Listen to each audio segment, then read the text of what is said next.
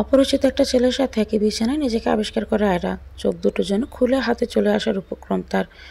যতটা না সে ওই ছেলেটাকে তার বিছানায় দেখে অবাক হলো, তার থেকে বেশি অবাক তার পরিবারের সবাইকে তার রুমে উপস্থিত দেখে। মনে পড়ছে সে সন্ধ্যার সাথে সাথে ঘুমিয়ে গিয়েছিল, এখনো সকাল হয়নি। গণিতে তাকিয়ে দেখে রাত 8টা। আচমকা ঘুম ভাঙতে এমন কিছু দেখার জন্য সে নিজেও প্রস্তুত ছিল না। সারাদিন ঠিক ছিল, সন্ধ্যায় হঠাৎ মাথা ধরায় ঘুমে চোখ লেগে এসেছিল। কিন্তু এসব কি? কে এই ছেলে? আর তার বিছানায় বা কী করে এলো? আগে কখনো দেখেছে বলেও মনে হয় না। সবার চাহনিতে এটা স্পষ্ট যে কেউ এটাকে ভালোভাবে দেখছেন না। কেউ তাকে কিছু বলতে না দিয়ে নিজেরাই বলতে শুরু করলো, তোকে খাইয়ে পরিয়ে মানুষ করেছিলাম এই দিনটা দেখার জন্য। মুখে চুনকালি মেখে দিলি আমাদের। আয়রা চটজলদি বিছানা থেকে উঠে যায়। ওনাদের কথা শুনে তার মুখ দিয়ে যেন কথাই বের হচ্ছে না। ততলিয়ে বলল, বাবা, আপনারা যেটা ভাবছেন তা ভুল। আমি এমন কিছুই করিনি। আয়রার মা অনুপমা এসে মেয়ের গালে কষে একটা চড় বসিয়ে দেয়। নিজেকে ঠিক ধরে রাখতে পারল না সে। পরিচিতি নিয়ে সামলে নেয়। সবাইকে বোঝানোর চেষ্টা করে যে এই ছেলেকে সে চিনেই না, কিন্তু কেউ ওর কথা কানেই তুলছে না। ততক্ষণে বিছানায় শুয়ে থাকা মানুষটা আদ্রর ঘুম ভেঙে যাওয়ার অ্যাক্টিং করলো। সে দেখে বেহাল কাণ্ড। আয়রাকে দেখলো কান্না করছে একপাশে বসে। তার মানে যা হওয়ার হয়ে গেছে। আদ্র আয়রাকে ধরে বলল, আরও পাখি, কি হয়েছে, কাঁদছো কেন তুমি? আয়রা কিছু বলুক তার আগে তার চাচা বলল, এই ছেলে, কে তুমি? আয়রার সাথে কতদিনের সম্পর্ক তোমার? আসলে চাচ্ছু, আমি আর আয়রা একে অপরকে ভালোবাসি। আদ্রর কথা শুনে আয়রা অশ্রুসিক্ত নয়নে চেঁচিয়ে বলে, মিথ্যে, সব কিছু মিথ্যে। আমি এই ছেলেকে চিনি না। না চিনলেও ও তোর ঘরে কী করে আসলো? আমি জানি না, আমি তো ঘুমিয়েছিলাম। কেউ তো বিশ্বাস করো আমার কথা প্লিজ। আয়রার কথা শুনে আদ্র বলল, এসব কী বলছো তুমি আয়রা? আমাদের ভালোবাসার 3টা বছর সব কি মিথ্যে করে দিতে পারে? বাবাকে তোর তোর বাবা, তুই কোনো কথা বলবি না। চুপচাপ বসে থাক, এক্ষুনি কাজী আসছে। মানে এসব কি বলছেন আপনারা? আদ্র বলল, কেন, তুমি না এরাকে ভালোবাসো? হ্যাঁ, বাসি। ভালোবাসার বিয়ে করবে না তা কী করে হয়? বিয়ে এখন মানে? আপনাদের কথা ঠিক বুঝতে পারলাম না। বোঝার কোনো প্রশ্ন এখানে আসছে না। যেভাবে আছো চুপচাপ বসে থাকো। কিছুক্ষণ পর আয়রা আর রাত্র দুজনকে কাজে ডেকে বিয়ে পড়ানো হয়। আয়রাকে কেউ বিশ্বাস করছে না দেখে রাগে দুঃখে কবুল বলে দেয়। আদ্র কিছু না বলে সবটা শুধু দেখেই গেল। শুধু কবুল বলল আর বিয়ে সম্পন্ন হয়ে গেল। তবে সে একটা বিষয়ে খুব অবাক হয়। আয়রার বাবা মা চাচা চাচি কেউই তাকে এখনো কিছু বলছে না। বিয়ে শেষ হতে আয়রার বাবা কাদের সিংহের মতো গর্জন করে বলল, এক্ষুনি এই বাড়ি থেকে বের হয়ে যাও। যে মেয়ে আমাদের সম্মানের কথা একবারও ভাবলো না, তাকে নিয়ে আমাদেরও ভাবার কোনো প্রয়োজন নেই। আজ থেকে তুমি আমাদের কাছে মৃত। আয়রা কাদেরের পায়ের কাছে বসে মিনতি সুরে বলল, আমি সত্যি বলছি বাবা, আমাকে বিশ্বাস করো, আমি এমন কিছুই করিনি। আমি এই ছেলেকে চিনি না, প্লিজ বিশ্বাস করো। কাদের দূরে সরে যায়। আয়রা কাঁদতে কাঁদতে ফ্লোরে বসে পড়ে। আর অন্যদিকে ওই মানুষটি কিছুই বলছে না, একদম চুপচাপ। সব রং তামাশা যেন তার কাছে উপভোগযোগ্য হয়ে উঠেছে। এত সহজে যে আয়রাকে সে পাবে ভাবতে আনন্দে মন নেচে ওঠে। তবে আয়রার মুখ দর্শনের পর সে মনে মনে বলল, এত সবে শুরু মাত্র। মাই ডিয়ার আরু পাখি, একটুতে এত কাতর হয়ে গেলে বাকিটা ভোগ করবে বলো? মনে মনে হাসলো। ওমা, অনুপমা চাচি রাশেদার ইচ্ছে করছিল মেয়েটাকে আটকাতে, কিন্তু কারোই সাহস কুলাল না নিজেদের বরের সামনে দাঁড়িয়ে কিছু বলার। কিছুক্ষণ পর চাচা রাশেদ বলল, বাড়ির বড় মেয়ে হয়ে তোর থেকে আমরা এসব আশা করিনি। ছোটদের এই শিক্ষা দিলি? কি শিখলো ওরা তোর থেকে, যেখানে না তুই ওদের আদর্শ ছিলি? চলে যেখান থেকে, নয়তো আমরাই চলে যাব। যে মেয়ে আমাদের মান সম্মান হানি করলো, তার পদধূলি যেন আর কখনো এই বাড়িতে না পড়ে। শেষে আর কোনো উপায় না দেখে বাড়ির বাইরে আসে আয়রা। আর তক্ষুনি তার বাবা ভেতর থেকে দরজাটা তাদের মুখের উপর ঠাস করে বন্ধ করে দেয়। সন্ধ্যার সময় সব ঠিক ছিল, মুহূর্তের মাঝে কী সব এলোমেলো হয়ে গেল বুঝে উঠতে পারল না সেই। এই বাবা মা চাচা চাচি কত আদরের মানুষ করেছে তাকে, আর আজ তারাই ভুল বুঝে বাড়ি থেকে বের করে দিল।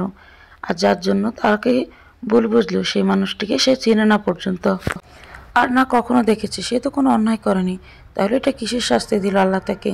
উত্তরটা অজানা। এক পর্যায়ে অতিরিক্ত কান্না ও দুশ্চিন্তা করার কারণে সে সেন্সলেস হয়ে পড়ে যায়। আদ্র কিছুক্ষণ এগিয়ে গিয়ে দেখলো পেছন থেকে কোনো শব্দ শুনতে পাচ্ছে না, তাই পেছন থেকে যেতে বাধ্য হয়। আর গিয়ে দেখলো আয়রা নিস্তেজ হয়ে মাটিতে পড়ে আছে। আর কোনো উপায় না দেখে তাকে কোলে নিয়ে নেয় আর গাড়ি সিটে বসিয়ে সিট বেল্ট লাগিয়ে দেয়। যখন বেল্ট লাগাচ্ছিল তখন সেই সুন্দর মুখশ্রীর দিকে চোখ যায় তার। মুখ যদি বলে সুন্দর না বাজে দেখতে, তো মন বলবে সত্যি আয়রা খুব সুন্দরী, রূপবতী একটা মেয়ে। যে কোনো ছেলেকে এক দেখাতে ঘায়েল করতে যথেষ্ট তার এই সৌন্দর্য। নিজেকে এই মুহূর্তে কিছুতেই আটকাতে চায় না বলে আদ্র সঙ্গে সঙ্গে সরে যায় আর ফোনটা বের করে মাকে কল দেয়। সুলতানা ছেলের কল পেয়ে সাথে সাথে রিসিভ করলো, কেননা ছেলে বাড়ি ফিরছে না দেখে উদ্ভট সব চিন্তা মাথায় ঘুরপাক খাচ্ছিল। তিনি ধমক দিয়ে বললেন, আদ্র, কোথায় তুই? এখনো আসলি না বাসায়? কত রাত হয়েছে, তা ঠিক আছে তো? কোনো ভদ্রঘরের ছেলে এত রাত অব্দি বাইরে থাকে? আদ্র মায়ের কথা শুনে হাসতে থাকলো, যা সুলতানা শুনতে পাচ্ছিল। আমি কি কোনো জোকস বলেছি তোকে? না মা, কিন্তু তুমি যেভাবে বলছো মনে হচ্ছে আমি এখনো বাচ্চা। বড় আর হয়েছি কোথায়? দূর, কোথায় তুই বলতো আদ্র? আমার কিন্তু এসব একদম ভালো লাগছে না। এই তো মা, আমি আসছি, সঙ্গে করে তোমার বৌমাকেও নিয়ে আসছি। কি? হাসতে হাসতে কল কেটে দিয়েছে আদ্র। সুলতানা বারবার কল দেওয়ার চেষ্টা করে, কিন্তু কল যাচ্ছে না। তাই আদ্রের ছোট বোন তন্নিকে ডাকতে তার রুমে যায়। তন্নি? হ্যাঁ মা, কিছু বলবে? দেখ, আদ্র কি যেন বলছে। কেন, কি বলছে ভাইয়া? ও বলছো নাকি বউ নিয়ে আসছে? কি বললাম মো? মায়ের কথা শুনে তার চোখ বড় বড় হয়ে যায়।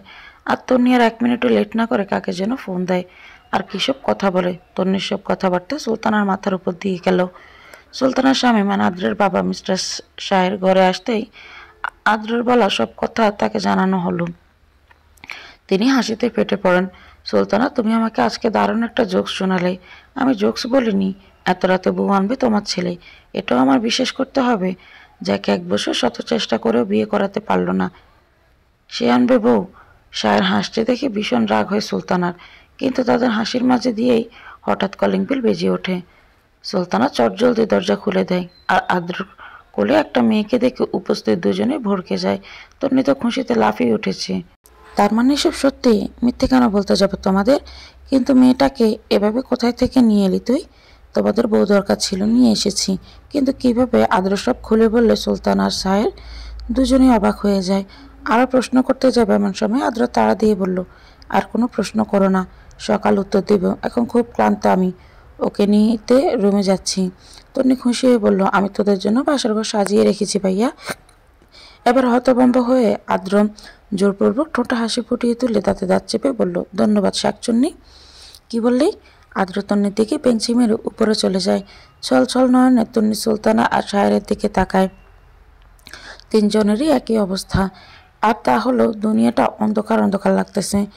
যখন আয়রার জ্ঞান ফিরল তখন সে নিজেকে দ্বিতীয়বারের মতো আবিষ্কার করে অসংখ্য ফুলের সাজানো সেই ঘরে, যাকে সাধারণত বাসর ঘর বলে আখ্যায়িত করা হয়। আলোকিত সেই রুমটায় একবার চোখ বুলিয়ে নেয় সে। খুব সুন্দর করে সাজানো ঘরটি, কিন্তু এখানে সে কি করে আসলো ভাবতেই বিছানা থেকে নেমে পড়ে। হঠাৎ মাথায় চক্কর দিয়ে ওঠে, নিজেকে সামলে নিতে সব মনে পড়ে যায় আর বুঝতে পারে খুব সম্ভবত এটা ওই ছেলেরই বাড়ি। প্রচণ্ড রাগে ক্ষোভে ফুঁসে উঠেছে ফুল। মিনিট 5-এর মধ্যে ছিঁড়ে ফ্লোরের এক প্রান্ত থেকে ছুঁড়ে মারল আয়রা। তক্ষুনি খট করে দরজাটা খুলে যায়। রুমে প্রবেশ করে আদ্র। আর সদ্য বিয়ে করা বউয়ের এমন সব কর্মকাণ্ড দেখে সে একটুও চমকালো না, বরং দেখতে থাকলো আয়রার কত দূর। হাত গুটিয়ে আদ্র এসব ঠায় দাঁড়িয়ে দেখছে। আয়রার রাগ আরও দ্বিগুণ বেড়ে যায়। দাঁতে দাঁত চেপে সে এগিয়ে এসে আদ্রের সামনে একে অপরের চোখের দিকে তাকিয়েছে তীক্ষ্ণ দৃষ্টিতে। একজন তাকিয়েছে ঘৃণা মিশ্রিত চোখ, অন্যজন ক্ষোভ। আয়রা রাগের মাথায় তার দুঃসাহসটা দেখিয়েই ফেললো। বাঘিনের মতো থাবা মেরে আদ্রের শার্টের কলা চেপে ধরে সে। আর তখনই হওয়া বিকট শব্দে পুরো রুম কেঁপে উঠল। আদ্র আয়রাকে দেওয়ালের সাথে চেপে ধরে, চোখে মুখে প্রচণ্ড রাগের আক্রোশ ঝরে পড়েছে যেন। আর চোখ দুটিতে ফুটে উঠেছে ভয়ঙ্কর রাগ। বিকট শব্দের একটা বজ্রপাত, পুরো রুম ঘর শব্দ করে যেন কেঁপে উঠল। বজ্রপাতের কারণেই শব্দটি হয়েছে। আদ্রের ব্যালকনের দরজা খোলা থাকায় শব্দটি আরও মুখরিত হতে সাহায্য করেছে। এই শব্দ আয়রা ভয়ে চোখ বন্ধ করে ফেলে আর আদ্র কলা ছেড়ে দিয়ে দুপা পিছিয়ে যেতে আদ্র তাকে চেপে ধরে, দাঁতে দাঁত চেপে ধরে বলে, আমার কলা ধরার সাহস কী করে হয় তোমার? অন্যজন নিজেকে সামলে ফের আগের আগেই নিজেকে ধরে রেখে স্ট্রং হয়ে বলল, আর আপনার? আমার পরিবারের কাছে আমাকে খারাপ বানানোর সাহস আপনার কি করে হলো? How dare you?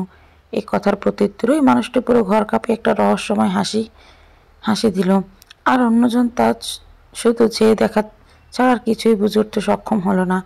আমার সাহস সম্পর্কে তোমার প্রথম ধারণা, এটা আমি যা করেছি ভুল করিনি, তুমি এটারই যোগ্য বুঝেছ? মানে কেন করলেন আপনি আমার সাথে এমন? চিল্লিয়ে কথাটা বলে সে। আর সে বারবার জিজ্ঞেস করতে থাকে কেন তার সাথে এমন করা হয়েছে, কিন্তু কোনো উত্তর মিলল না। কথায় প্রাসঙ্গিক ঝগড়ায় আয়রা ক্ষুব্ধ হয়ে আরও কিছু বলতে যেতে আদ্রকে এক পর্যায়ে আয়রার ঠোঁট নিজের দখলে নিয়ে নেয়। ঘটনাক্রমে আয়রা রোবটের মতো হয়ে গেল। বস্তুত এমন কিছুর জন্য সে মোটেও প্রস্তুত ছিল না। না পারছে আদ্রকে সরাতে, আর না পারছে নিজেকে সামলাতে। হিতাহিত জ্ঞান শূন্য হয়ে যায়। সে কিছুটা সময় পরে আদ্র তাকে ছেড়ে দেয় আর একটা ডেভিল স্মাইল দিয়ে বলে, এখন থেকে তোমার সাথে যাই হবে সেটা শুধু তোমার ইচ্ছেই, বুঝেছ আরু পাখি? অনেক রাত হয়েছে, ঘুমিয়ে পড়, সকালে দেখা হচ্ছে বলে সে স্থান ত্যাগ করলো। আয়রা সে একইভাবে দাঁড়িয়ে রইল। আর কিছুক্ষণ আগে তার সাথে হওয়া ঘটনার সে খুব অবাক। আদ্র অনাকাঙ্ক্ষিত কাজে ঘৃণায় গা গুলিয়ে আসলো তার। ওয়াশরুম থেকে দেখতে পেয়ে ছুটে সেখানে গেল আর গিয়েই কুলি করতে থাকে। যখন এতে মন শান্ত হলো না, তখন সমস্ত মুখে পানি ছিটে মারতে থাকলো। এতেও কিছু হলো না। শেষে না পারতে ঝর্ণা ছেড়ে দিয়ে নিচে বসে পড়ে সে। হঠাৎ করে জীবনের এই পরিবর্তন সে খুশি হতে তো পারল না, তবে জীবনের সব খুশি উল্টো হারালো। বাবা মা চাচা চাচি এত আদরও বড় হয়েছে, কখনো কষ্ট পেতে হয়নি, মনে আঘাত যায়নি। কিন্তু আজ এই ঘটনায় নিজেকে খুশি হয়নি, বরং পরিবারের সকলের কষ্ট পেল, তাও একটা মিথ্যার ভ্রান্ত ধারণা নিয়ে। আয়রা বৃষ্টি খুব পছন্দ করে, তাই সে ওয়াশরুম থেকে বেরিয়ে ব্যালকনিতে চলে যায়। বৃষ্টিতে ভিজতে না পেরে দেখতে তো পারবে। দুঃখে বৃষ্টির মতো সেও যে আজ কাতর, আর বৃষ্টির মতো অচরে চোখে পানি জড়াবে সে। ব্যালকনিতে গিয়ে দেখল একটি গ্লাস সিস্টেম। হাতের ছোঁয়া গ্লাসটা সরিয়ে দিতে বিন্দু বিন্দু বৃষ্টির ফোঁটা চলে আসতে থাকলে পারে। সে চাইলে হয়তো এখান থেকে পালাতে পারত, কিন্তু পালিয়ে যাবে বা কোথায়?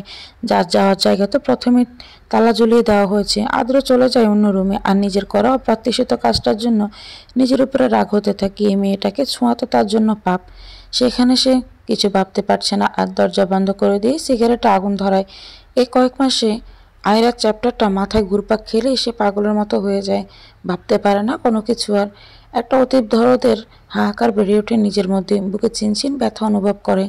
স্মৃতিময় দিনগুলো চোখ বুঝলে জল করে ওঠে আর ভীষণ পীড়া দেয়। এসব যেন চাইলেও ভুলতে পারে না সে। এই একটা কষ্ট তাকে সিগারেট খাওয়া শিখিয়েছে। যখনই আয়রার কথা মনে ওঠে তখনই তার বাজে রকমের একটা ঘৃণা কাজ করতে থাকে আর সে সিগারেট খায়। আর আজ সে দিনগুলোর থেকে একটু আলাদা। আর একটার পর একটা সিগারেট শেষ করতে থাকে সে এবং ধোঁয়ায় উড়িয়ে দিতে থাকে তার কষ্টটা। এক হাতে সিগারেট আর অন্য হাতে শক্ত করে মুষ্টিবদ্ধ করে ধরল তার একটাই চোখের বিষ আর একটাই উদ্দেশ্য, সে হলো আয়রা। সকালে খুব দ্রুত ঘুম ভাঙে আদ্রর, কেননা রাতে এসে ভেবে রেখেছিল যে বড় ঘুম থেকে উঠে সে ওই রুমে যাবে। সেখানে আয়রা আছে, যার সাথে একই বিছানায় থাকা তার পক্ষে সম্ভব নয় বলে সে চলে গিয়েছিল। আবার নিজেই আসে। রুমের দরজা ঠিক যেমন সে রাতে বন্ধ করে গিয়েছিল, এখনও ঠিক তেমনটাই আছে। সেই রুমে ঢুকতেই চোখ গেল বিছানায়। সেখানে কেউ নেই। আদ্র বেশ ঘাবড়ে যায়। তাড়াহুড়ো করে ওয়াশরুমে গিয়ে দেখলো সেখানেও নেই। এবার বেলকনিতে যায় আর সে দেখে কাঙ্ক্ষিত ব্যক্তিটি দোলনায় আধশোয়া হয়ে খুব সুন্দর করে ঘুমিয়ে আছে।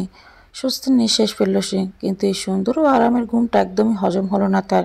তাই যেই না নিচে টান মেরে ফেলে দিতে নিবে, অমনি সে অনুভব করলো তার হাত প্রচণ্ড রকমের গরম, পুড়ে যাচ্ছে। বুঝতে দেরি হলো না আসলে ব্যাপারটা কি। আয়রার কপালে হাত দিয়ে দেখলো খুব জ্বর, গা পুড়ে যাচ্ছে। এই জ্বরের কারণে আর পরনের কাপড় চোপড় আধা ভিজা।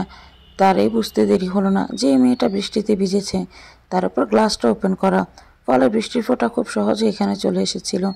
ফ্লোরে এক কোনায় এখনও কিছুটা পানি জমে আছে। এই মেয়েটাকে আমি মারার আগে এত নিজেই মরে যাচ্ছি। না না, কি করে হাতে দেই? তোমাকে তো আমার কবজায় থাকতে হবে আরু পাখি। মনে মনে কথাগুলো বলে হাসলো সে। আর কোলে তুলে নেয় আয়রাকে, বিছানায় শুইয়েও দিল যত্ন করে। আর কি করা যায় ভাবতে থাকলো। অনেক ভেবে উপায় বের করা গেল না, ফলে বাবা মাকে ডাকতে বাধ্য হলাম। আদ্র গিয়ে তার বাবা মাকে কথাটা জানালেই তন্নিয়া সুলতানা দুজনেই ছুটে আসে। কি হয়েছে দেখতে। জ্বরে গা পড়ে যাচ্ছে মা, দেখো। হ্যাঁ তাই তো, কীভাবে হলো এটা আদ্র? না, ওই আসলে রাতে অনেক কেঁদেছিল। মানে? রাতে সেন্স আসার পর আমার কোনো কথা না শুনে ব্যালকনির দরজা বন্ধ করে দিয়ে সারা রাত বৃষ্টিতে ভিজেছিল, তাই এমন হয়েছে। আদ্রের বাবা সাহেরের কাজ পড়ে যাওয়ায় একটু দেরি করে আসলেন। আর রুমে ঢুকে বিছানায় জ্বরের ঘরে কাতরাতে থাকা পরের মতো মেয়েটির মুখে দেখেই তিনি আঁতকে উঠলেন। এখন যেটা তিনি লক্ষ্য করলেন সেটা রাতের কেন ওনার চোখে পড়ল না তা নিয়ে দ্বিধাদ্বন্দ্বে পড়ে যান। মুখটা আরও ভালো স্পষ্টভাবে দেখে উনি ভীষণ রকমের ঘাবড়ে যান আর উৎকণ্ঠা চেপে রাখতে না পেরে বললেন, আরে এটা তো অরিন। অরিন নামটা শুনে ওনার সামনে থাকা তিনজনই অবাক নয়নে ওনার দিকে তাকাতে বাধ্য হলো। আদ্র কিছু বুঝতে না পেরে বলে, বাবা তুমি কাকে অরিন বললে? ও তো আয়রা। সুলতানা বলে, কি বলছেন? এটা অরিন? এটা অরিন? অরিনটাকে? তোমরা দুজন আয়রাকে অরিন কেন বলছো? এটা আয়রা না, এটা অরিন। কি? আদ্র খুব অবাক হলো এখন। তাহলে তার কাছে যে পিক ছিল সেটা তো এই মেয়েটিরই, আর এর নাম আয়রা ছিল, অরিন না। বিদঘুট একটা অবস্থা। সুলতানা তাড়া দিয়ে বলে, জলদি ডক্টরকে আসতে বলুন, আমি জলপট্টি দেওয়ার ব্যবস্থা করছি। হ্যাঁ তাই করো, আমিও দেখছি। সায়ের নিচে চলে যায়, আদ্র পেছন পেছন যায়। ব্যাপারটা কি হলো তার মাথার উপর দিয়ে যাচ্ছে। বাবা বলবে তো এই অরিনটাকে? আমি কিছুই বুঝতেছি না। বলবো আমাকে? সায়ের আদ্রকে পাত্তা না দিয়ে ডক্টরকে ফোন দিয়ে বাসায় আসতে বলে। এর মাঝে ডক্টর আসেন। তন্নিয়া সুলতানা আয়রার মাথায় জলপট্টি দেয়। তাতে তার জ্বর একটু কমে গেলে তাকে হালকা কিছু খাইয়ে ওষুধ খাইয়ে দেওয়া হয়। তার জন্য ওষুধও আদ্রই নিয়ে এসেছে। তবে হিসেবটা তার কিছুতেই মিলছে না। বাবা মাও কিছু বলছে না। তন্নি আয়রার কাছেই বসে থাকলো। আদ্র জরুরি তলবে সুলতানা আর সায়ের ড্রয়িং রুমে আসলো। আদ্র সে একই প্রশ্ন, তোমরা আমাকে বলবা কি এই অরিন? আয়রা অরিন কীভাবে হলো? তুই কি আমাদের সাথে মজা করছিস আদ্র? আমি মজা কেন করব?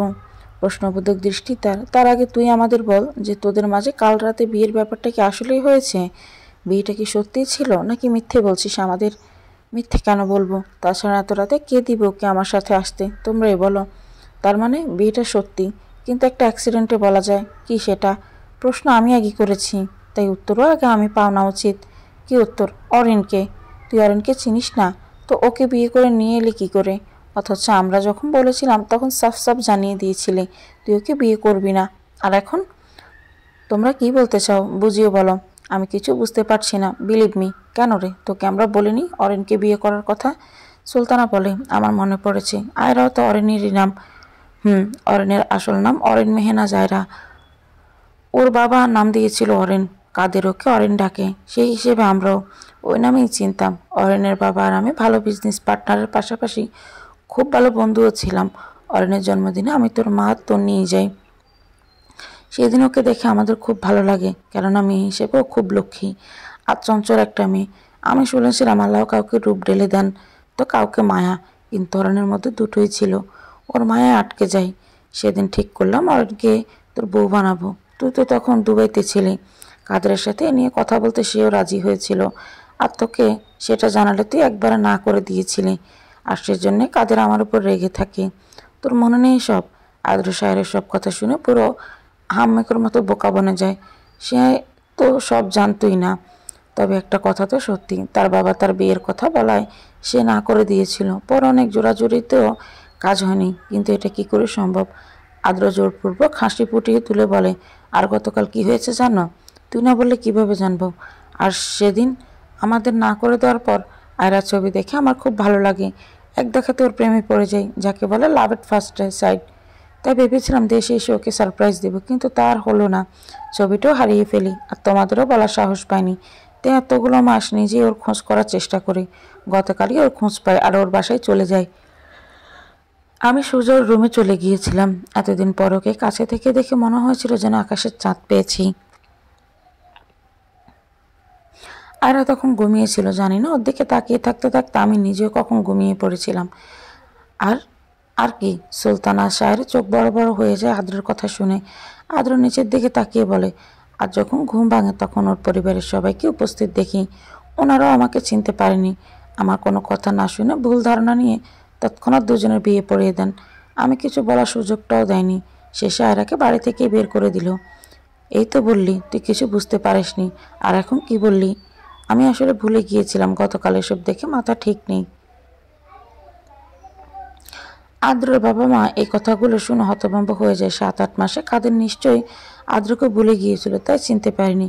কিন্তু আয়রার সাথে এটা তো ঠিক হয়নি। মেয়েটাকে সকলের কাছে খারাপ হয়ে গেলে এটা খুব খারাপ হয়েছে বলে সুলতানা সাহের উঠে দাঁড়িয়ে যান। কঠোর কণ্ঠে ছেলেকে বলে, তুই এটা ঠিক করিসনি আদ্র। অরিনকে ওর পরিবারের সবাই খুব ভালোবাসতো, ভালো একটা মেয়ে জানতো। আর তুই এটা কি করলি আদ্র? মেয়েটা কতটা আঘাত পেয়েছে বুঝতে পারছিস তুই? সরি আম্মু, আমি আসলে উৎকণ্ঠা চেপে রাখতে পারিনি, তাই ওর ঘরে চলে গিয়েছিলাম। আমি নিজে ভুল বুঝতে পেরেছি। I am extremely sorry. ওনাদের আদ্র যা বোঝালো ওনারা তাই বুঝে নিল খুব বিশ্বাসের সঙ্গে। মূলত পুরোটা আদ্রর বানানো ডাহা মিথ্যে আর বানোয়াট সে জেনে বুঝেই গিয়েছিল আয়রার ঘরে, তবে ভালোবাসার থেকে অনেক গভীর ঘৃণা থেকে। সাহেব তাড়া দিয়ে বলে ওঠেন, এতক্ষণ ওদের সকলের মাথার উপর দিয়ে কী যাচ্ছে কে জানে। সুলতানা, তুমি আমার সাথে এক্ষুনি চলো, কাদেরের বাসায় যেতে হবে, নয়তো পরে আরও খারাপ অবস্থা হয়ে যেতে পারে। সুলতানা সাহেব তাড়াহুড়ো করে দুজনেই ছুটলেন আয়রার বাড়িতে যাওয়ার জন্য। ছেলের করা ভুল কাজের জন্য খুব আফসোস আর অনুতপ্ত দুজন। আয়রার ঘুম আচমকা ভেঙে যায়, আর মাথার পাশে তার বাবা মা চাচিকে দেখে ভূত দেখার মতো চমকে ওঠে সে। এটা সত্যিই নাকি স্বপ্ন, তা নিয়ে কনফিউজড হয়ে যায় আয়রা। অনুপমা হু হু করে কেঁদে ওঠে। ও বুঝতে পারে সব সত্যি। সে হুট করে উঠে মাকে জড়িয়ে ধরে পাগলের মতো কাঁদতে শুরু করে। রাশেদা মা মেয়েকে সান্ত্বনা দিচ্ছেন। অনুপমা পরম মমতায় মেয়ের মাথায় হাত বুলিয়ে দিয়ে ও চোখের পানি মুছে দেয়, আর কপালে গলায় হাত দিয়ে দেখে জ্বর আছে কিনা। সুলতান আর এ শায়ের সব কিছু খুলে বলার পরপরই সবাই নির্বাক হয়ে যায়। খুব আকতে মিনতি করে কাদের আর রাশেদা এতদিনের জমানো রাগ কেটে যায়। যখনই শুনে মেয়েটা জ্বরে কাতর হয়ে আছে, ছুটে আসে আদ্রের বাসায়। এমনিতে পুরো রাত সবার উপর দিয়ে কী গেছে নিজেরাও জানে না, কি কল্পনাও করতে পারে না যায়রা এমন কিছু করতে পারে। কিন্তু চোখের সামনে দেখা ঘটনাকে মিথ্যেও বলা যাচ্ছে না। আদ্র আকুপাকু করছে, আয়রা যদি বলে দেয় সে আদ্রকে চেনে না, তখনই সবাই ওকে বিশ্বাস করলো তো কেল্লাপথে। আদ্র সব মিথ্যা ধরা পড়ে যাবে। কিন্তু সে যেভাবে তার বাবা মাকে বুঝ দিয়েছে, তাতে আয়রার কথা সবাই বিশ্বাস করার চান্স 140। তাও যেন কিছুতে স্থির হয়ে দাঁড়াতে অবধি পারছে না। গতকাল রাতে তো সে আর আগের মাথায় আয়রাকে আরও কী সব বলেছিল, এখন সেসব যদিও বলে তাহলে কি হবে ভাবতে পারছে না আদ্র। কি ভীষণ অস্বস্তিতে কাটতে লাগলো মুহূর্তটা। নিজেকে শান্ত করতে না পেরে সে নিজের রুমের বাইরে গুড় করতে থাকে। এটা দেখে তন্নি এসে তার পিঠে চাপড় মেরে বলে, কী রে আমার মজনু ভাই, কী করিস সেখানে? হঠাৎ এমন করে খুব চমকে ওঠে আদ্র। আর তোতলেই বলে, আসলে ওই আমাকে আয়রা খুব খারাপ ভাবছে, তাই কী করবো, দুশ্চিন্তা হচ্ছে রে। ওই ব্যাপার, আরে এত চাপ নিস না। আমি মানে তোর বোন আছে তো, মানে বুঝিস নি তাই তো? হ্যাঁ, 500 টাকা দিয়ে সব বুঝিয়ে দেবো। কি দিলে দে, না হলে আমার আবার ওদিকে অনেক কাজে বাকি। ডোন্ট কেয়ার ভাব ধরে বলল, দিচ্ছি। আদ্র 500 টাকা দিয়ে তন্নিকে কী যেন ভাবতে থাকে। কি ভাবছিস? তোর বাসর ঘর সাজিয়েছি, 1000 টাকা গেছে, আমার সেটাও ফেরত দে। শাকচুন্নি, আমি কি তোকে কানে কানে বলেছিলাম এসব করতে? শাকচুন্নি বললি না, তোকে কি আর আমি শাকচুন্নি বলতে পারি বল? হাওয়া কম দিয়ে টাকাটা দিয়ে দিলে খুব উপকার হয়। নাই রে আমার কাছে আর। অসহায় ভঙ্গিতে বলল, তাহলে তোর 500 টাকাও লাগবে না। আমি আবার এত ফকিন্নি না। গেলাম আমি, দিচ্ছি। তুই তো একটা ডিজিটাল ফকিন্নি। আমার সময়টা আসক, মজা দেখাবো। মনে মনে আদ্র টাকা দিয়ে তন্নিকে কী কী করতে হবে বলে দেয়। তন্নি আয়রার কাছে গিয়ে আর আদ্র নিচে যেতে নিব, অমনি শুনতে পায় আয়রার বাবা, চাচা আর আদ্রের মা বাবা বলছে, আমার ছেলেটা ভুল করে ফেলেছে। সেই ভুলটা ভুল মনে করে সবাই ওদের বিয়েটা খারাপ মনে করুক। তার আগে আমি চাই পুনরায় অনুষ্ঠান সহকারে দুমদাম করে অনিল মামুনিকে আমাদের ঘরে বউ করে আনতে। এখন আপনারা কি বলেন? আয়রার বাবা চাচা অমত করল না। আদ্রকে দেখে সায়ের আয়রার মা আর চাচিকে ডেকে দিতে বলে। আদ্র বাধ্য ছেলের মতো ডাকতে যায়। আর তন্নি রুমে ঢুকতে শুনতে পায় আয়রা বলছে, মা আমি ওনাকে চিনি। আয়রাকে থামিয়ে দিয়ে তন্নি বলে ওঠে, আরে ভাবি, তুমি ভাইয়াকে চিনবে কি করে? তুমি তো ভাইয়াকে সেই কবেই দেখেছিলে, ভুলে গেছো? আর এই দেখো, ভাইয়া তোমাকে ভালোবাসতে সারপ্রাইজ দিতে গিয়ে উল্টো একটা খারাপ কাহিনী হয়ে গেল। বেখাপ্পা হয়ে গেল পুরো। এই কথাটা আয়রার মাথার উপর দিয়ে গেল। ও কিছু বলতে যাবে, অমনি কালো শার্ট গায়ে জড়িত রুমে ঢুকে আদ্র। আর ওকে দেখে আয়রা কিছুটা অজানা ভয়ে কেঁপে ওঠে। আদ্র রুমে ঢুকে সেটা লক্ষ্য করে, তবে চোখ সরিয়ে নিয়ে আয়রার মা চাচিকে বলে যে ওনাদের নিচে ডাকছে। ওনারা চলে যায়। আয়রা ওনাদের সাথে যেতে চাইলে তন্নি আটকায়। ওনারা চলে যায়। তন্নি বলে, আমিও যাই। আমাকেও বোধহয় ডাকছে, তাই না ভাইয়া? ও হ্যাঁ হ্যাঁ, তোকেও ডাকছে, বলতে ভুলে গেছি। তন্নিও চলে যায়। তন্নি মূলত শুনল মনে ওদের একটু সময় দিতে চেয়েছিল। আদ্র মনে মনে যে এত শয়তানি বুদ্ধি চলছে জানলও না। আয়রা উঠে চলে যেতে নেয়, মাথা ঘুরে ওঠে, তাই সে বসে পড়ে। আদ্র দরজা লাগিয়ে দিয়ে ওর কাছে ফিরে আসে। আপনি আমার কাছে আসবেন না, এখন যেটা হচ্ছে তা হতে দাও। যদি তুমি কোনো গণ্ডগোল করেছ, তো আমার থেকে খারাপ আর কেউ হবে না। আমি ভালোই ভালো, খারাপের জন্য কিন্তু খুব খারাপ। এই যে তোমার মা বাবা চাচা চাচিকে দেখছো, ওনাদের এখানে অবধি নিয়ে আসার পেছনে আমার ভূমিকা আছে। খারাপকে ভালোই পরিণত করেছি। যদি তুমি এর মাঝে আমাকে সকলের সামনে খারাপ বানাতে চাও, তাহলে তুমি আর তোমার পরিবারের সাথে কি হতে পারে তুমি কল্পনাও করতে পারবে না। আদ্র হুমকিমূলক কথাটা শুনে আয়রা বলে, আপনার যদি মনে হয় আপনি হুমকি দিয়ে আমাকে চুপ করাতে পারবেন তাহলে সেটা ভুল। আমি এক্ষুনি নিচে গিয়ে সবাইকে বলে দিব আপনাকে আমি চিনি না, আর আমি এই বিয়েও মানি না। আদ্র পাল্টা জবাব দেওয়ার জন্য সগর্ব নিজেকে তৈরি করে, একটা ডেভিল স্মেল দেয়, আর সেটা দেখে আয়রা ডোন্ট কেয়ার ভাব নেয়। অমনি আদ্র নিজের শার্টের বোতাম খুলতে খুলতে এক পা করে আয়রার দিকে এগোতে থাকে। এটা দেখে আয়রার চোখ বড় বড় হয়ে যায়। বুঝতে পারলো রাতের ঘটনা যেহেতু এই মানুষটা ঘটাতে পেরেছে, তাহলে এখন যা ইচ্ছে তাই করতে পারে, এর কোনো বিশ্বাস নেই। উপায়ন্ত না পেয়ে আয়রা নিজেই আমতা আমতা করে বলে, আমি কিন্তু চেঁচাবো। আদ্র তার এই কথায় মুখে কোনো উত্তর দিল না, উল্টো এমন ভাব করলো যেন সে এই কথাকে গায়েই মাখলো না। আদ্র তার মাঝে দূরত্বটা খুব বেশি নেই। অবস্থা বেগতিক দেখে আয়রা চেঁচিয়ে বলে উঠল, আমি আপনার সব কথা শুনবো, আপনি যা বলবেন তাই হবে, প্লিজ আমাকে ছেড়ে দিন, আমার সাথে কিছু করবেন না। আয়রা নিজেই লাগাতার চোখ মুখ খিঁচে বন্ধ করে বলতে থাকে সে আদ্রর সব কথা মানবে।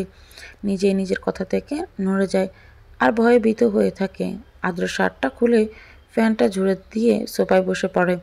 আয়রাকে শুনিয়ে শুনিয়ে বলল, যা গরম পড়েছে না, একেবারে অসহ্য।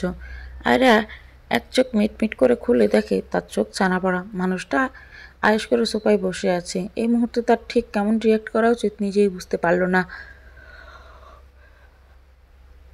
আর রাগটা মুখে প্রকাশ করতে না পেরে মনে মনেই বলল, তোর হুমকিতে আমি ভয় পেয়েছি মনে করিস? মোটেও না, তোকে তো আমি ছাড়বই না। আগামী নিজে ছাড়া পাই একবার, তোর সাথে আমার কোনো জন্মের শত্রুতা আসতে তোকে বুঝিয়ে দেব। হুট করে আদ্র উঠে রুম থেকে বেরিয়ে যায়। আয়রা শুধু তাকিয়ে রইল তার যাওয়ার পানে। তা যাওয়ার পর রুমে ঢুকে তন্নি আর বলে, ভাবি কি হয়েছে জানো? কি?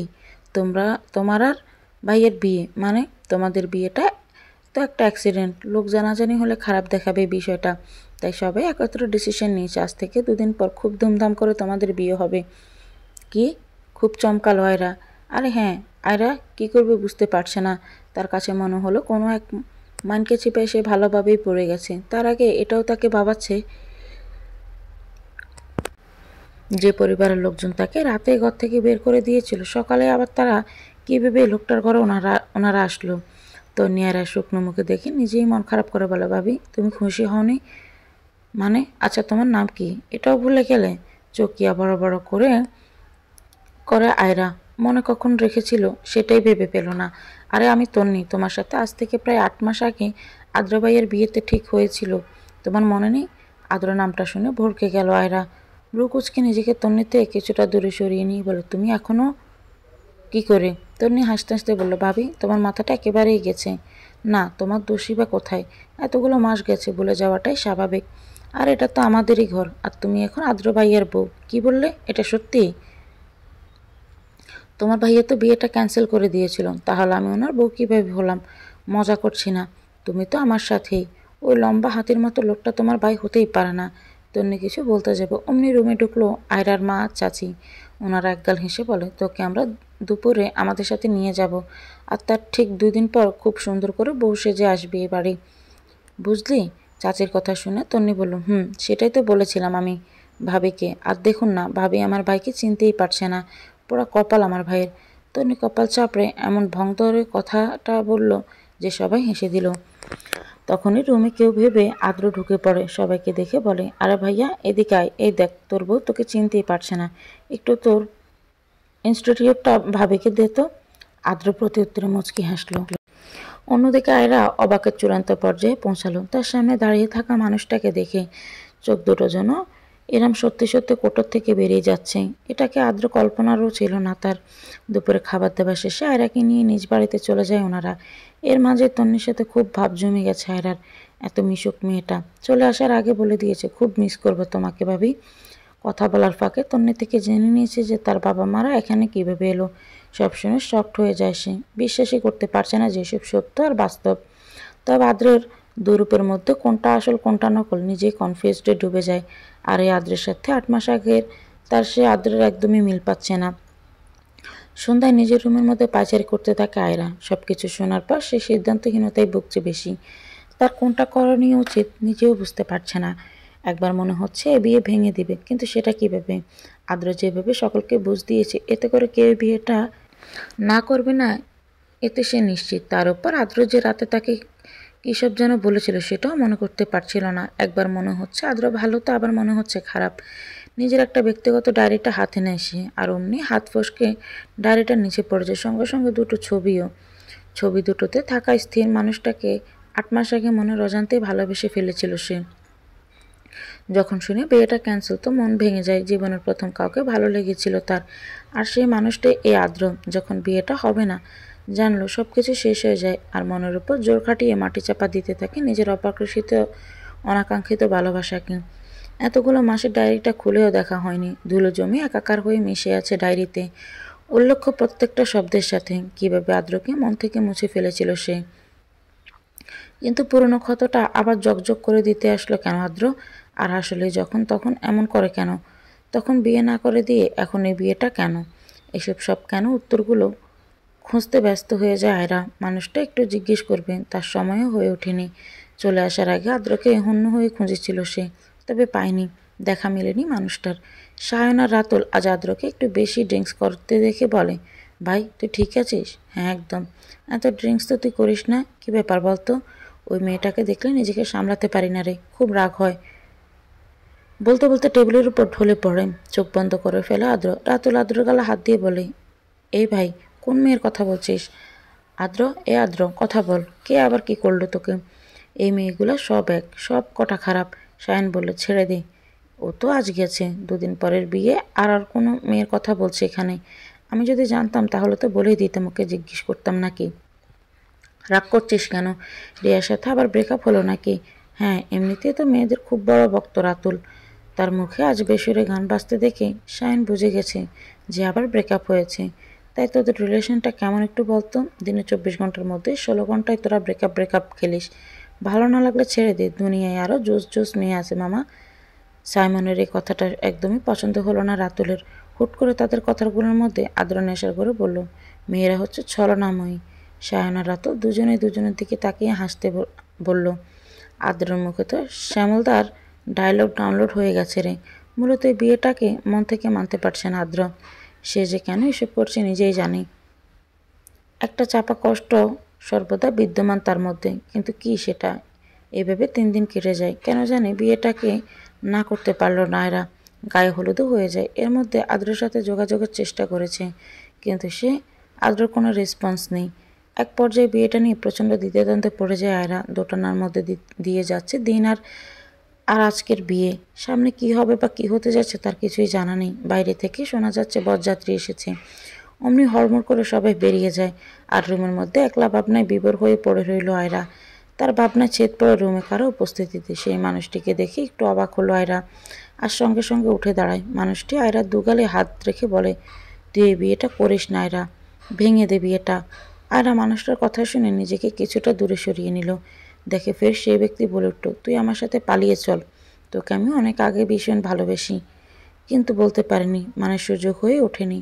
আজ সকালে শুনেছি যে তোর বিয়ে, আর নিজেকে স্থির করতে পারলাম না, ছুটে আসলাম তোর কাছে। প্লিজ চল তুই আমার সাথে, তোকে অনেক সুখে রাখবো, বিশ্বাস করারও ফিরিয়ে দিস না আমাকে। এসব কি বলছেন আপনি ঈশান ভাই? আমি ঠিকই বলছি আয়রা। আয়রা ভাবছে ঈশানকে এই বাড়িতেই বা কে ঢুকতে দিল। সম্পর্কে সে তার ফুফাতো ভাই। আজ থেকে প্রায় বছরখানেক আগে এই ঈশান একটা অঘটন ঘটিয়েছিল আয়রার কাজিন মীরার সাথে। সেই থেকে তাদের সম্পর্কটা খারাপ হয়ে গিয়েছিল। আর আজ তাকে এই মানুষটা ভালোবাসার কথা বলছে, তার উপর পালিয়ে যাওয়ার কথা তো থাকছেই। এত বড় সাহস ঈশানের! আপনি এখানে আসলেন কি করে? মিনার সাথে অসভ্যতামি করার চেষ্টা করেছিলেন, আপনি সেটা কি ভুলে গেছেন? আমি সেদিন তোর কাছে আসতে চেয়েছিলাম, আর ভুল করে মীরার রুমে চলে গেছি। কি? বললাম তো বহুদিন আগে থেকে তোকে ভালোবাসি। ঈশান আয়রার হাত নিজের হাতের মুঠোয় নিয়ে বলেছিল। আয়রা ছিটকে নিজের হাত দূরে সরিয়ে নেয়, আর ক্ষিপ্ত হয়ে বলল, তার মানে আপনি সেদিন আমার সাথে অসভ্যতামি করতে চেয়েছিলেন? ছি! আপনি সেটা আমার রুমে আমার সামনে দাঁড়িয়ে সাহসের সাথে বলছেন? কি করে? আমি এক্ষুনি সবাইকে ডাকছি। আয়রা রুম থেকে বেরোতে নিব, অমনি ঈশান তার হাত টেনে ধরে। রেগে গিয়ে বলে, ভালোই ভালোই বলছি, তাই কানে যাচ্ছে না তাই না? খারাপ রূপটাই দেখবি। আয়রার সাথে জবরদস্তি শুরু করে সে। যত যাই হোক, একটা ছেলের শক্তির কাছে একটা মেয়ের শক্তি কিছুই না। আয়রাও ঈশানের সাথে পেরে উঠছিল না। তার উপর রুমে একা হয় ভয় কাজ করতে শুরু করলো। সে মনে মনে আল্লাহকে ডাকতে শুরু করে। এমন সময় রাশেদা হুট করে রুমে ঢুকে আর ঈশানকে আয়রার সাথে জোরাজুরি করতে দেখে গিয়ে সজোরে চড় বসিয়ে দেয় তার গালে।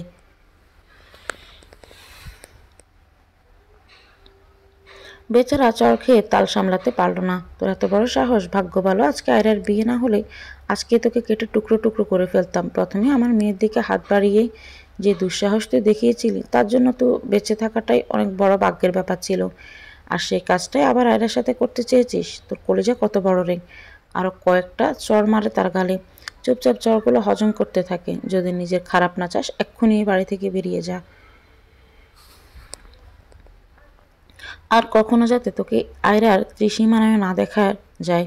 ঈশান ক্ষুব্ধ দৃষ্টিতে দুজনের দিকে রাগের বর্ষণ করে রাগা হন হন করে বেরিয়ে চলে যায়। আর এরা ভয়ে চাচিকে জড়িয়ে ধরে কান্না শুরু করে দেয়।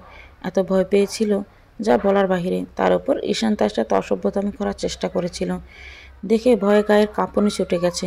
সে রুমে একা থাকায় ভয়ের মাত্রা তীব্র বেগে বেড়ে গিয়েছিল। আর একটু দেরি হলে কি হতে পারত ভেবে ভয়ে প্রাণ যায় যায় অবস্থা। আর কান্নাকাটি দেখে তিনি বললেন, তুই আমাকে ডাকলি না কেন? এই কথার উত্তর দিতে যাবে তখনই রুমে আগমন হয় তন্নির। খুশি লাগছে তার। এই খুশিতে এক পায়ে দাঁড়িয়ে আছে যেন। ভাবি, ফাইনালি তুমি আজকে আমাদের বাড়িতে সারা জীবনের জন্য ভাইয়ার জীবনের সঙ্গী হিসেবে যাচ্ছ। আমার যে কত খুশি লাগছে তোমাকে বলে বোঝাতে পারবো না। সেই কথাটা বলে সামনে চোখ ফেরাতেই দেখেন আয়রার চোখে পানি। চোখ দুটো অস্বাভাবিক বড় করে বলল, এ কি, তুমি কাঁদছ কেন? ভাবি, ইউ আর ওকে? রাশেদ আয়রার হাত টেনে ধরে তাকে কিছু একটা ইশারা করে আর চোখের পানি নিজেই আলতো করে মুছে দিয়ে বলে, সবাইকে ছেড়ে যাবে তো তাই কষ্ট হচ্ছে বুঝলে? ওহো, এটা তো কোনো রিজন হলো? দেখি ভাবি, হাসো তো। মেকআপের আগে কান্না শুরু করেছো, পরে কি হবে বলো তো? আয়রা কোনো উত্তর দিল না। তুমি তো একদম চলে যাচ্ছ না, তাই না? আবার তোমার যখন ইচ্ছে হবে তখনই তুমি আসতে পারবে, কোনো বাধা নেই। তনি নিজে থেকে যথাসাধ্য বলে আয়রাকে হাসাতে চেষ্টা করে। একসময় আয়রা ফিক করে হেসেও দেয়। রাতুল আর সায়ন আদ্র দুপাশে বসে আছি। এক পর্যায়ে রাতুল ফিসফিস করে আদ্রর কানে কানে বলে, ভাই, তুই কাল নেশার ঘরে বললি মেয়েরা ছলনাময়ী, তাহলে বিয়ে করছিস কেন? আদ্র সোজাসুজি নাকচ করে কথাটা যে বললো তার মুখের দিকে তাকিয়ে বলে, কই, কখন বলেছি? আরে ভাই সত্যি তুই এটা বলেছিস? আমার তো কিছুই মনে নেই। ওয়েট, আমি সায়নকে বলছি, দেখবি সেও বলবে। তুই গতকাল এই কথাটাই বলেছিস নাকি? সে সায়নকে জিজ্ঞেস করতেই ও বলল, কই না তো, আমি তো শুনিনি। এ ভাই, তুই অস্বীকার কেন করছিস? তোর মনে নেই আমরা ওর কথাটা শুনে কতটা অবাক হয়ে ওর দিকে তাকিয়েছিলাম? ইভেন আদ্র, শোন, আমরা তো তোর বলা কথাটা নিয়ে খুব হেসেছিও। সায়নকে এমন করলো কেন বুঝলো না রাতুল। অন্যদিকে অস্বীকার করায় রাগও হয়। দুজনের বিশ্বযুদ্ধ শুরু হয়ে যাবে এমন কিছু আজ করতে পেরে আদ্র বলে, কি শুরু করলি তোরা? আমার বিয়েটা তো বরবাদ করে দিবি রে ভাই, থাম একটু। ও না কেন করলো বল? বাদ দে তো।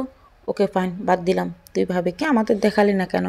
এখন সেটা বল। নিজেরাই তো দেখতে পাবি, তাই আর আমি কষ্ট করলাম না। সায়ন আগের কথা বাদ দিয়ে এই প্রসঙ্গে বলে উঠল, এখন দেখবো তা তো আমরাও জানি, কিন্তু তুই গায়ে হলুদও আমাদের ভাবির পিক দেখাসনি। তন্নিকে দেখাতে বললাম, তাও না করে দিলি কেন ভাই? আমি তো কিছু বুঝতে পারলাম না। ঠিক বলেছিস, আমিও তন্নির কাছে গিয়েছিলাম। ও বলল এই বেটা নাকি আমাদের দেখাতে না করেছে। চল তো রাতুল, আমরা গিয়ে দেখি এখন আসি। আদ্র তাদের বাধা দেয় কিন্তু কেউ শুনল না। জোরপূর্বক গিয়েও কোনো লাভ হলো না। দেখা মেলেনি, মেয়েগুলোর ঢুকতেই দিল না। মুখ ছোট করে তাদের দুজনেই ফিরে আসতে দেখে আদ্র বুঝে যায় আসল কাহিনী আর মনে মনে হাসতে থাকে। বিয়ে সম্পূর্ণ হলে বিদায় বেলায় আয়রার কান্নায় পুরো বাড়ি কিছু সময়ের জন্য নীরব নিস্তব্ধ হয়ে যায়, যেন দুঃখের ছায়া নেমে আসলো। প্রত্যেক মেয়েদের জীবনে এই সময়টা খুব কষ্টের। আপনজন, আপন পরিবেশ সব ছেড়ে অন্য এক অজানা পরিবেশে অচেনা মানুষের সঙ্গে চলা শুরুটা করে দেয় এই বিয়ে। মেয়ের জন্য এটা থেকে হয়তো প্রথম ত্যাগের শুরু। আয়রা কাঁদতে কাঁদতে বেহুশি হয়ে যায়। গাড়ি থেকে উঠে আদ্র পাশে বসানো হয় তাকে। তন্নি তার পাশে বসলো। গাড়ি আপন গন্তব্যে ছুটতে শুরু করে। আয়রার মাথা নড়চড় করে পড়ে যেতে নেয়। এটা দেখে তন্নি বলে, ভাইয়া, নিজের বুকে সামলাতে পারিস না? কেমন নিষ্ঠুর রে তুই, ভাবি পড়ে যাচ্ছে, ওনাকে ধর। আদ্র জাঁ রেখে আয়রাকে ধরে রাখার চেষ্টা করেও ব্যর্থ হলো। অনিচ্ছের সত্ত্বেও করলে যা হয়। কাজ হচ্ছে না দেখে তন্নি আদ্রের হাত চিমটে কেটে বলে, রোমান্টিক হর রোবট কোথাকার। বাবের মাথাটা তোর বুকে নিতে পারছিস না? এগুলো আমাকে শিখিয়ে দিতে হবে? তোকে বিয়ে করে ভাবির লাইফ বরবাদ হয়ে গেছে। আই এম শিওর ওনার জীবন তেজপাতা করেই ছাড়বে। আদ্র বড় বড় চোখ করে তাকালো। একটা কৃত্রিম আবরণ মেকআপ করার কারণে আয়রার চেহারা একটু চেঞ্জ দেখাচ্ছে দেখে রাতুল আর সায়ন তাদের চেনা মুখ টিকেও এত কাছ থেকে দেখেও চিনতে পারল না। বাড়িতে পৌঁছানোর 1 ঘন্টা পর জ্ঞান ফিরে আয়রার। আর ভারী গহনার লেহেঙ্গা পরে থাকায় গরমে অবস্থা আরও খারাপ হয়ে যাচ্ছে দেখে তন্নি একটা সুন্দর নীল রঙের জামদানি শাড়ি বের করে আয়রাকে দেয়। শাড়ি পরতে না পারা সত্ত্বেও সে ওয়াশরুমে ঢুকে যায়। আর শেষে খুব চেষ্টা করেও শাড়িটা পরতে সক্ষম হলো না। আদ্র অন্য রুমে বসে ল্যাপটপে কী যেন করছিল। অমনি তার দুজনে জানিজিগার বন্ধু আগমন ঘটলো। একজন এসে আদ্রকে উদ্দেশ্য করে বলল, ভাই তুই জিতছিস। আদ্র আর চোখে তাকালো। ভাবি খুব সুন্দরী। রাতুল বলল, তুই ওর বউর দিকে নজর দিসনি তো? মুখ সামলে কথা বল।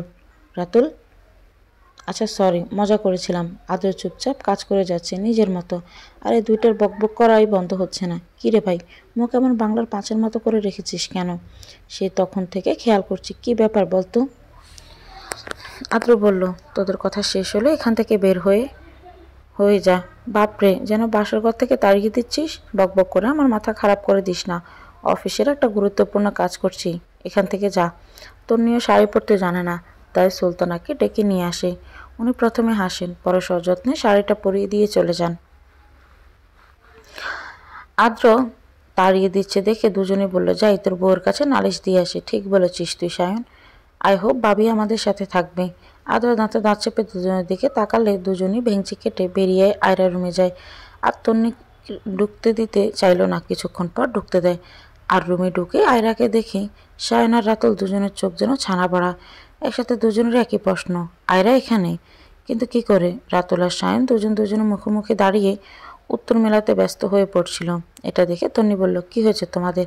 বাবাকে দেখতে এসে মনে হয় আশেপাশে কোথাও ভূত দেখলে?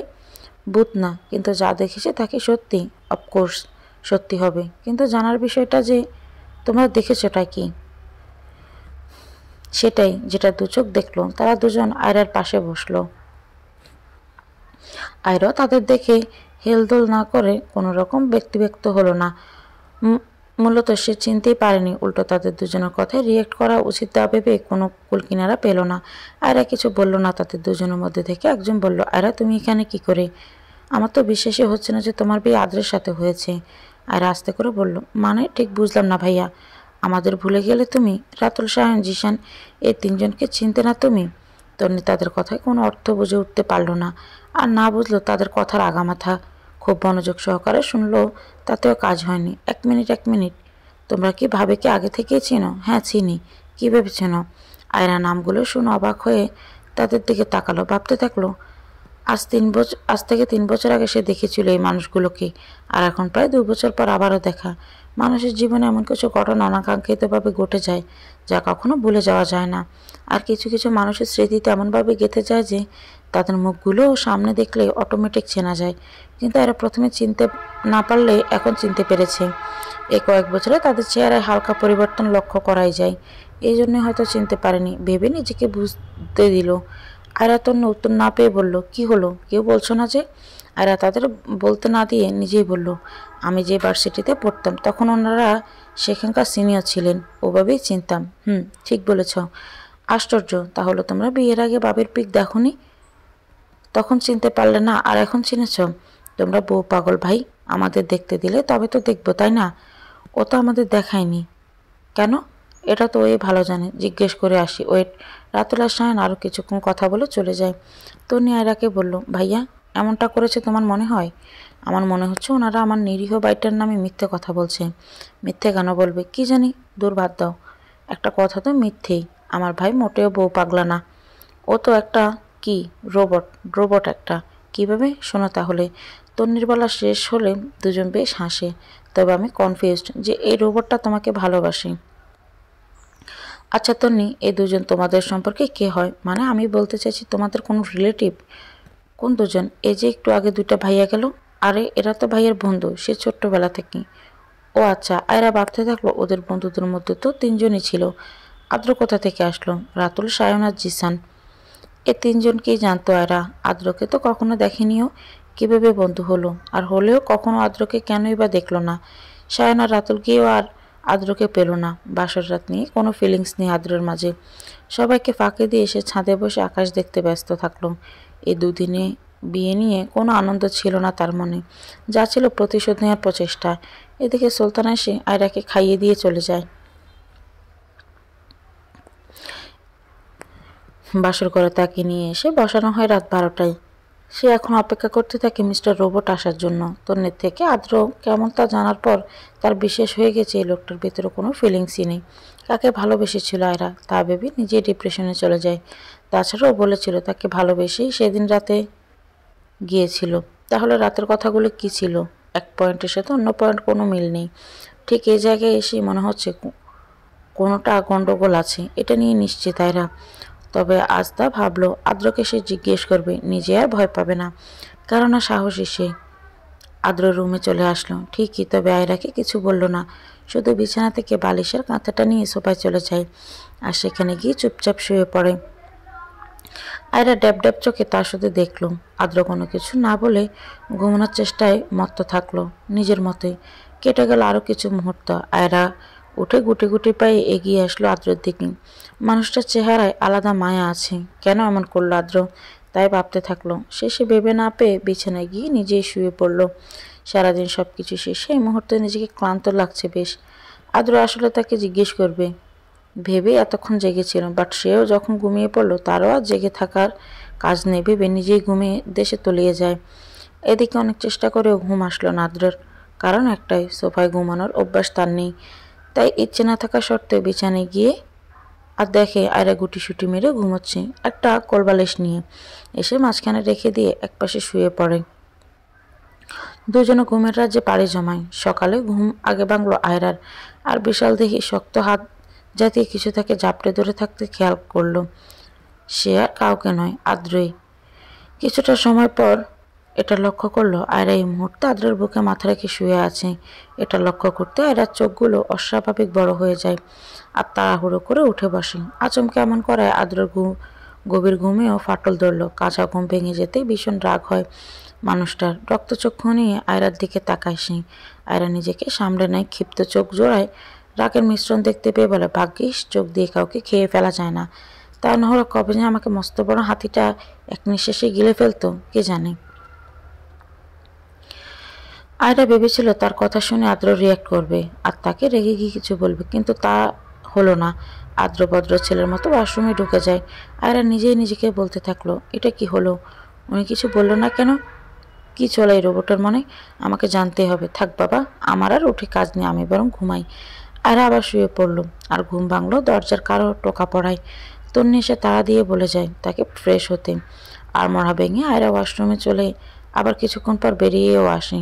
তারপর ভাবলো একবার বাড়িতে ফোন দিলে কেমন হয়, সবার সাথে কথা বলা যাবে। না, ভালোই হয়, সকাল সকাল মাইন্ডটাও ফ্রেশ হয়ে যাবে। যে বাবা সেই কাজ, কল দেওয়ার জন্য তো এবার ফোন দরকার, কিন্তু ফোন কই পাবে সে? তার ফোনটা তো সাথে করে নিয়েও আসেনি। মাথায় হাত দিয়ে বিছানায় বসে পড়ে হেরা, আর হঠাৎ করে চোখে যায় ড্রেসিং টেবিলের উপর যেখানে একটা ফোন রাখা। আর দেরি করলো না, উঠে ফোনটা হাতে নেয়। দেখলো ফোনটা আদ্ররই, কোনো লক দেয়া নেই দেখে আয়রা নিজেকে বলল, আশ্চর্য, ফোনে কি নিজের গুরুত্বপূর্ণ কিছু নেই নাকি? একটা লক তো দিতে পারতো। যাকগে, এখন আমার জন্য তো ভালোই হলো। কল দেই, ব্যালেন্স আছে কিনা দেখি। আয়রার মন রীতিমতো আঁকুপাকু করছে গ্যালারিতে যাওয়ার জন্য, কিন্তু আরেকজনের ফোন অনুমতি ব্যতীত গ্যালারিতে যাওয়া ঠিক হবে না ভেবে ব্যালকনিতে গিয়ে নাম্বার মুখস্থ থাকায় কল দেয় সে, আর একে একে সবার সাথে কথা বলে নেয়। প্রায় 1.5 ঘন্টার মতো সবার সাথে কিছুক্ষণ হাসি কান্নার খুনসুটির মধ্যে দিয়ে কেটে যায়। সকাল সকাল সবার সাথে কথা বলে আয়রার মনটাও বেশ ফুরফুরে হয়ে যায়। যেই না ফোনটা যেখানে রাখতে ছিল সেখানে রাখার জন্য পেছনে ফিরে, আর অমনি দেখে